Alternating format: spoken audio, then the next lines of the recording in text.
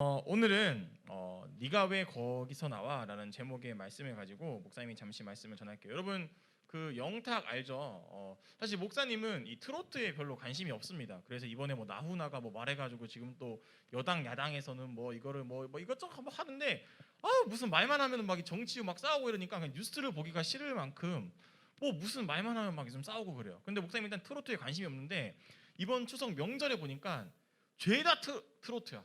KBS, MBN, TV조선, 뭐 SBS 다 트로트여가지고 아니 이게 왜 트로트만 할까? 목사님이 생각을 해봤어요. 그러고 보니까 젊은 사람들은 요즘에 가짜 사나이도 이번에 이기도 했지만 유튜브를 보지 TV를 잘 안 보잖아요. 어쨌든 시청률을 올리려면 사람들이 많이 보는 시청대를 공략을 해야 되고 아무래도 5, 60대 그 향수를 가지신 분이 트로트에 대한 향수가 있으신 분들이 TV를 많이 보니까 아무래도 트로트가 많이 나온 것 같더라고요. 그래서 목사님이 이번에 처음으로 영탁이라는 사람을 처음 알았어요. 임영웅은 들어봤지만 영탁, 뭐 정동 누구 정동 어린애 누구지 뭐 그런 애들도 있고 근데 영탁이 네가 왜 거기서 나와라는 노래를 불렀는데요. 이 노래에 보면 그런 가사가 있어요. 여자친구가 클럽에서 발견돼요. 근데 여자친구 집이 불교 집안이거든요. 근데 클럽에서 어떤 남자랑 나오는데 그 남자가 교회 오빠야. 그러니까 내 여자친구가 클럽에서 나오는 것도 웃긴데 불교 집안인 그 여자가 교회 오빠랑 같이 클럽에서 나오는 광경을 목격한 남자친구가 노래를 만드는 게 뭐예요? 네가 왜 거기서 나와? 완전 생뚱맞은 상황을 발견했을 때를 모티브로 삼아서 이런 말씀이 아니라 곡을 쓴 거죠. 자, 그래서 오늘은 목사님이 약간 이런 생뚱맞은 이야기, 여기서 이런 이야기가 나온다고, 이런 설명이 있다고라는 어떤 그런 인사이트를 가지고 여러분들이랑 같이 잠시 말씀을 나눠 보려고 합니다. 자, 우리 한번 PPT 보내주실래요? 첫 번째 PPT. 바울이라는 사람이 총 13권의 성경책을 썼어요. 신약 성경 27권 중에 무려 반 정도 되는 13권을 바울이 썼는데요. 앞에 보면 뭐라고 적혀 있죠? 가장 길다가 뭐냐면 바울이 쓴 뭐 데살로니가 전후서, 뭐 디모데 전후서, 디도서부터 해가지고 여러 가지 성경 중에 가장 긴 성경이 로마서예요. 물론 로마서가 16장으로 되어 있습니다. 근데 오늘 우리가 읽은 성경은 고린도 후서라는 건데 이거는 고린도 교회에다가 바울이 편지를 쓴 거예요. 전서도 있고 후서도 있어요. 15장, 13장 다 합치면 28장이에요. 무슨 말이냐면 바울이 쓴 편지 중에 가장 길게 장황하게 쓴 편지가 바로 오늘 본문인 고린도 교회에 쓴 편지라는 거예요. 여러분, 내용이 길어졌다는 건 무슨 의미를 가지고 있을까요? 목사님 여기 보면 병욱이 나와봐요. 좀 도와주세요. 도와주고 선생님 카메라를 약간 줌 아웃 해가지고 좀 더 이거를 병욱이 이거 들어봐. 이거 좀 들어줘봐. 자, 목사님이 그 예를 좀 들기 위해서 요걸 한번 가져왔습니다. 병욱이 목사님 좀 더 줌아웃 해주시고 목사님 옆으로 와주세요. 오케이, 오고 자, 요거를 카메라에 좀 보여줘. 자, 요 박스가 여러분 뭐냐면 목사님이 우리 엘림교회에 와서 받은 편지입니다. 엘림교회에 와서 받은 편지가 뭐 이거 뭐 이상한 거 아니에요? 다 이런 거예요. 뭐 편지뿐만 아니라 목사님이 약간 좀 추억에 먹고 사는 사람이기 때문에 이런 거 보면 뭐 이런 것도 있어요. 목사 안수를 축하드립니다. 그러니까 목사 안수 축하한다고 목사님이 돈 준 거 목사님 봉투 안 버립니다. 이거 다 가지고 있어요. 오경선 장로님, 아버지네 교회 장로님이 주신 것도 있고 여기 보면은 뭐 여선교회 부천 서지방 여선교회에서 준 거. 목사님은 이런 추억, 사랑의 빚진 마음을 간직하기 위해서 이분들이 나를 위해 기도해줬지. 목사님 평생 간직할 거예요. 뭐 이런 것들도 있고 여기 보면 뭐 여러 가지 6년 동안 받은 편지가 이렇게 있어요. 자, 그런데 이 중에서 목사님이 어제 좀 미리 설교 준비를 위해서 봤는데. 요게 굉장히 누가 봐도 이거 무슨 포스터잖아요. 무슨 산불 예방 포스터도 아니고. 그래서 오랜만에 까봤어. 진짜 오랜만에 까봤어요. 이 편지 누가 쓴 걸까? 사실 목사님 누가 썼는지 기억 잘 못합니다. 자, 아마 지금 아까 댓글에 보니까 이 편지를 쓴 장본인이 있는데 이게 누가 썼냐면 이제 크로즈 한번 해주세요. 이게 여러분 누가 썼을 것 같아요? 야, 이거 문병왕 옆에 송중기. 이 태양의 후예 2016년 이게 뭐냐면 박수지가 중학교 1학년 때 목사님 생일이라고 편지를 쓴 거예요. 자, 그런데 여러분 짧습니까? 아니면 깁니까? 굉장히 길죠. 굉장히 깁니다. 수지가 목사님에게 쓴 편지 보니까요. 뭐 수지 지금 또 댓글로나 또 카톡으로 목사님 또 왜 저런 걸 해가지고 막 난리가 났을 텐데 뭐 이런 긴 편지도 있고요. 가끔씩 또 찾아보면 뭐 아무튼 뭐 찾아보면 뭐 짧은 편지들도 있을 거예요. 뭐 굉장히 작은 편지들도 있습니다. 자, 목사님이 모닝 프린스에 가면 여러분에게 굉장히 작은 미니 엽서를 쓰죠. 왜 미니 엽서를 쓰냐면 여러분에게 할 말이 없기 때문이에요. 할 말은 없는데 뭔가 생색을 내야 되기 때문에 가장 작은 엽서를 씁니다. 자, 그런데 뭐 수지도 그렇고 여러 명들이 친구들이 뭐 편지를 썼어요. 그 편지를 썼을 때 내용이 긴다라는 거, 병옥이 고마워요. 자, 내려주시고. 내용이 길다라는 건 뭐를 의미하냐면 목사님에게 할 말이 많다는 거예요? 할 말이 없다는 거예요? 할 말이 많다는 거죠. 자, 근데 수지가 이 이후로 2학년 때부터 편지를 한 통도 쓰지 않습니다. 어쨌든 그렇는데요. 고린도전서, 고린도후서, 바울이 고린도 교회에 굉장히 많은 긴 분량의 편지를 썼다는 건 그 말은 무슨 말이냐? 고린도 교회 사람들에게 할 말이 많다는 거예요? 없다는 거예요? 할 말이 굉장히 많다는 거죠. 자, 근데 왜 할 말이 많았냐? 다음 PPT 보여주세요.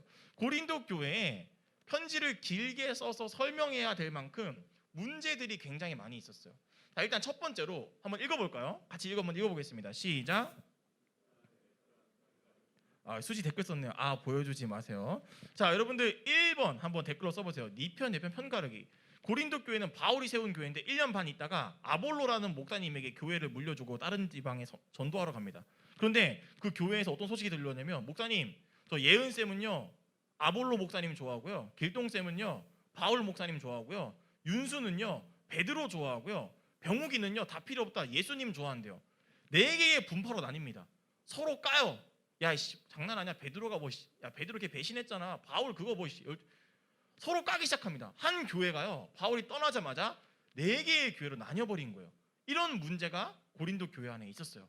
이 문제에 대해서 바울은 편지를 썼던 거죠. 두 번째 PPT 보여주세요. 또 고린도 교회는 어떤 문제가 있었냐면 음식 문제가 있었습니다. 이게 뭐냐면 그 고린도라는 동네에는 굉장히 많은 우상이 있었거든요. 우상 제물, 우상 제사를 드리고 남은 고기들, 음식들을 시장에서 팔았어요. 그런데 용화는 야, 우상에서 드린 거 먹으면 어때? 먹자 이거고, 병욱이는 야, 내가 아무리 먹는 걸 좋아해도 우상한테 드린 거 먹으면 안 되지? 안 돼. 이주의인 거예요. 교인들끼리 야, 이거 고기, 돼지고기 먹어도 되잖아? 안 되잖아? 이 문제 가지고 싸우고 법정에서 소송하기 시작합니다. 아니, 먹는 것 가지고 싸우기 시작하는 거예요. 세 번째, 고린도 교회에 무슨 문제가 있었냐면 음란했습니다. 성경에 보면 어떤 표현이 있냐면, 여러분 충격받지 마세요. 이런 표현이 있어요.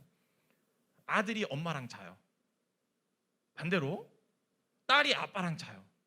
이런 일이 어디에서 일어나냐면 고린도 교회에서 예수 안 믿는 사람들에게 일어난 게 아니라 고린도 교회라는 교회 성도들 사이에서 아들이랑 엄마가 자고 딸이랑 아빠가 자는 이런 근친상간 말도 안 되는 일들이 어디서 벌어지고 있다는 거야?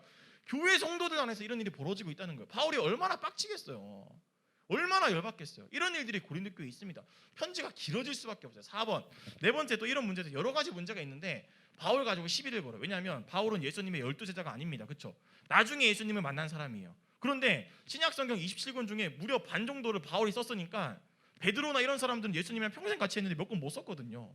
사람들이 야, 너 예수님이랑 같이 있던 12제자 아니잖아. 너 정통성이 없잖아. 너는 그냥 야매잖아, 야매. 야매라는 표현 안 쓰면 안 되나?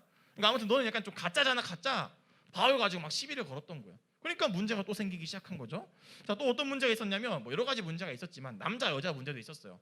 여자들은 교회에서 조용히 해야 되고 머리에 써야 되고, 남자들은 여자들 이런 목사님 진심이 아니라 야, 여자는 그렇게 예배하면 안 돼 임마, 정숙해야지. 이런 관점과 잣대를 가지고 고린도 교회 안에서 남녀 간에 문제가 엄청나게 심했습니다. 이런 다양한 일들이 막 있다 보니까 바울이 고린도 교회를 향한 편지를 길게 쓸 수밖에 없었던 거예요. 재밌는 건 한 3장부터 12장까지 바울이 니네 이런 문제 있다며, 이런 건 이렇게 해야 돼, 이렇게 해야 돼, 막 문제를 지적하다가 고린도전서 13장에 가면 이 얘기를 해요. 여러분 혹시 고린도전서 13장에 무슨 얘기 있는지 아세요? 고린도전서 13장이 가지고 있는 별명이 있습니다. PPT 보여주실래요? 그 별명은 바로 사랑장이라고 그래요. 사랑은 온유하며 시기하지 아니하며 질투하지 아니하고 끝까지 참고 오래 참고 이런 말들이 있어요. 자, 고린도서 13장 1절 한번 보여주실래요? 1절에 보면 이런 표현이 있는데 우리 이번에는 댓글로 쓰지 않고 여러분들 집에서 한번 같이 읽어보겠습니다. 우리도 한번 같이 읽어볼게요. 시작. 내가 사람의 방언과 천사의 말을 할지라도 사랑이 없으면 소리나는 구리와 울리는 꽹과리가 되고, 그러니까 아무리 네가 방언하고 은사 있고 대단한 일을 벌여도 네 안에 사랑 없으면 아무 의미 없다. 그게 13장 1절의 첫 번째고, 13장의 마지막 절은 이렇게 표현되어 있습니다. 같이 한번 읽어보겠습니다. 시작. 그런즉 믿음, 소망, 사랑 이 세 가지는 항상 있을 것인데 그 중에 제일은 사랑이라. 그러니까 무슨 말이냐면 야, 그런 분쟁도 있고 그런 문제도 있고 그런 싸움도 있고 그런 거 다 알겠는데 누가 옳고 그러다가 지금 중요한 게 아니라, 지금 여당 야당 돼가지고 싸우는 게 중요한 게 아니라 너희의 그 정쟁, 너희의 그 싸움, 그 마음 중심에 사랑이 있니? 사랑이 없으면 그거 다 무의미한 거야 라고 바울은 사랑이 얼마나 중요한지 사랑에 대한 이야기를 결론을 짓습니다. 자, 그래서 오늘 본문 한번 PPT 보여주실래요? 우리가 10 고린도후서 4장 7절을 읽었는데 이 본문에 보면 이런 표현이 있죠. 우리는 이 보배를 가진 질그릇이다라고 말하고 있어요. 자, 보배, 보물 막 이렇게 말하면 되는데 이게 무슨 표현이냐면 이 보배가 뭘까? 이 보배라는 건 방금 고린도전서 13장에서 이야기했던 저 사랑이 바로 보배입니다. 우리는 예수님의 사랑을 가진 존재 또는 사랑으로 대표되는 하나님이 우리 안에 있다라는 거예요. 자, 다음 PPT 보여주세요. 그런데 그 사랑을 가진 우리에 대해서 성경은 뭐라고 표현하고 있냐면 우리가 질그릇이 돼요. 여러분, 질그릇 사실 목사님 세대 때도 잘 모르는 말이야. 질그릇 뭔지 다음 PPT 보여주세요. 질그릇은 여러분 어렵게 생각하면 안 돼요. 빗살무늬 톡이 있죠. 덧무늬 톡이 있죠. 이런 진흙으로 만든 찰흙으로 만든 그릇 질그릇입니다. 자, 그렇게 귀하고 소중한 그 사랑, 그 예수님, 그 사랑이 어디에 담겨 있냐면 우리라는 질그릇에 담겨 있대요. 여러분, 이게 굉장히 중요한 의미를 가지고 있는 거예요. 사실 질그릇이라면 금, 은, 동에 비하면 깨지기 쉽고 너무 더러울 수 있고 금방 상해버릴 수 있는 참 보잘것도 없고 연약한 거란 말이에요. 그런데 그렇게 귀하고 소중한 예수님이라는 이 사랑이 지금 굉장히 큰 금은보화나 안전한 금고나 이런 장치가 아니라 어디에 보관되어 있다는 거예요? 나라는 질그릇에 그 사랑이 포함되어 있고 그 사랑이 담겨져 있다는 거예요. 여러분, 여기에는 굉장히 큰 의미 하나가 들어있습니다. 어떤 의미가 들어있냐면 여러분, 질그릇이라는 건, 찰흙이라는 건, 진흙으로 만든 그릇이란 건 던지면 깨져버리죠. 던지면 깨져버립니다. 그런데 그 연약하고 약하고 깨져버리는 그 질그릇 안에, 그 연약한 우리라는 사람 안에 예수님은 야, 너 이렇게 깨져있냐? 너 이렇게 금가 있냐? 너 이렇게 부족하냐? 너 이렇게 연약하냐? 너 왜 그거밖에 못하냐? 남들은 금은인데 너는 왜 질그릇이야? 너라는 존재한테 나는 필요 없어. 나는 너한테 어울리지 않는 존재야라고 우리를 멸시하거나 밀어내지 않아요. 오히려 예수님이라는 그 사랑의 예수님은요, 우리처럼 연약해 보이고 우리처럼 약해 보이고 금가 있고 상처받고 눈물 흘리고 실패하고 또 넘어지고 또 넘어지고 또 넘어지고 또 실패해도 그런 우리에게 너희 필요 없어가 아니라 그런 너희에게도 나는 함께 할 거야. 함께 할 거야. 그 대단하신 예수님의 그 사랑이 우리같이 보잘것없고 연약한 우리 인생이라는 그릇 안에도 들어오신다는 거예요. 여러분, 이게 진짜 기적이고 여러분, 이게 진짜 감사한 겁니다. 세상 사람들은요, 내가 질그릇이라 그러면 나를 금그릇 만들기 위해서 노력해요. 나의 신분이 상승하고 피라미드 하층에서 가장 높은 층까지 올라가기 위해서 또는 어느 정도 중상층이 돼서 내 삶을 안정적으로 살기 위해서 겉을 굉장히 화려하게 포장합니다. 그 겉을 화려하게 포장하기 위해서 취업 준비하고 여러 가지 준비하면서 여러 가지 아등바등 살아가고 있는 거예요.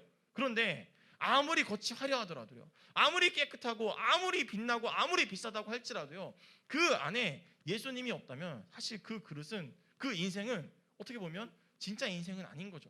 속은 비어있는 거니까요. 그런 예수님은 어떤 분이에요? 목사님이 조금 부족하고 우리가 조금 모자라더라도 질그릇같이 연약하고 부족한 우리 인생 가운데 찾아와 주셔서 내가 너의 인생을 축복하고 내가 깨진 너의 틈을 메꿔주겠다. 내가 그 메꾼 틈을 통해서 너에게 역사하겠다. 이렇게 말씀하시는 게 예수님이고 그 사랑이라는 거죠. 여러분, 이 예화 하나 들고 마치겠습니다. 만약에 목사님이 촛불이 여기 있어요. 제가 움직이면 안 되죠. 방송하고 있으니까. 촛불이 여기 있어요. 근데 그 촛불 위에다가 그릇을 놔두면, 암전대 상태라고 하면 촛불에 있는 그 빛이 그릇에 다 가려서, 검정색 그릇에 다 가려서 밖으로 나오지 못하겠죠. 그런데 어느 순간 우리가 잘못해서 그릇을 깨뜨렸습니다. 어떡하지? 너무 아끼는 건데 그릇을 막 본드로 붙여서 막 붙여요. 자, 그리고 다시 이 촛불을 그릇으로 닫아버린다면, 촛불을 그릇으로 뒤집어 쓰게 한다면 그 벌어진 그릇의 틈으로요, 그 암흑 상태에서 뭐가 나오냐면 촛불 빛이 새어 나오는 거예요. 무슨 말인지 알아요? 가끔씩은 우리가 깨져야 내 안에 있는 예수님이 표현될 수 있어요. 가끔씩은 우리가 실패하고 좀 금이 가고 조금 아픔들이 있어야 내 안에서 내가 그동안 발견하지 못했던 이 예수님이 나타날 수 있는 거예요. 그러니까 무슨 말이에요? 우리에게 깨지는 순간들, 실패의 순간들, 연약한 순간들, 약한 순간들, 이게 실패가 아니라 오히려 그동안 내가 깨닫지 못했던 내 안에 계신 예수님을 다른 사람들에게 또는 내 인생에 비춰줄 수 있는, 그 예수님의 빛이 내 인생 밖으로 나올 수 있는 소중한 기회인 거죠. 여러분, 실패했다 그래서 지금 이번에 고3들 수시 또 원서 쓰고 그랬는데 혹시 떨어졌다 그래서 자소서가 내 마음에 들지 않는다 그래서 또는 고1 고2들 성적 잘 못 나왔다 그래서 수행평가 점수가 망했다 그래서 너무 크게 좌절하지 마세요. 그런 깨짐과 그런 눈물과 그런 아픔과 그런 좌절들이요, 지금까지는 알지 못했던 내 안에 계신 예수님이 세상 밖으로 나아오게 하는 힌트가 될 수 있고 틈이 될 수 있는 거예요. 그 틈을 통해서 오히려 우리의 인생이 빛나게 되는 거죠. 마지막 PPT 보여주시겠습니다. 자, 우리 PPT를 여러분 같이 읽으면서 오늘 설교 말씀을 좀 마무리하려고 하는데요. 우리 찬양팀 좀 올라와 주세요. 우리 찬양팀 올라와 주시고 우리 싱어 좀 더 올라와 주시고 여러분들 다음 PPT 보여주세요. 나는 약하지만 PPT 없어요? 제가 그러면 선생님들도 올라와 주세요. 제가 마지막 업로드한 거를 제가 업로드를 또 안 했나 보네요. 목사님이 그러면 읽어주겠습니다. 저를 비춰주시고 여러분 우리가 이 고백을 가지고 오늘 설교를 마무리했으면 좋겠는데 아무것도 두려워 말라 간주해 주세요. 나는 약하지만 약한 나를 통해서 오히려 큰 일을 이루시는 하나님입니다. 우리 한번 같이 따라해 볼까요? 나는 약하지만 약한 나를 통해서 오히려 큰 일을 이루시는 하나님. 네, 여러분 오늘 설교 말씀 이 보배를 가졌다라는 것은 바로 그런 의미입니다. 나는 깨지기 쉽고 깨져 있고 뭉개져 있고 금가 있고 재생 가능성이 없어 보여서 세상은 내 인생이 끝났다라고 이미 평가해 버리지만 하나님은 그런 깨진 나, 약한 나를 통해서도 오히려 큰 일을 이루신다는 고백, 우리가 이 고백을 가지고 오늘 말씀을 마무리하면서 아무것도 두려워 말라 같이 찬양하면서 우리 말씀을 마무리하도록 하겠습니다.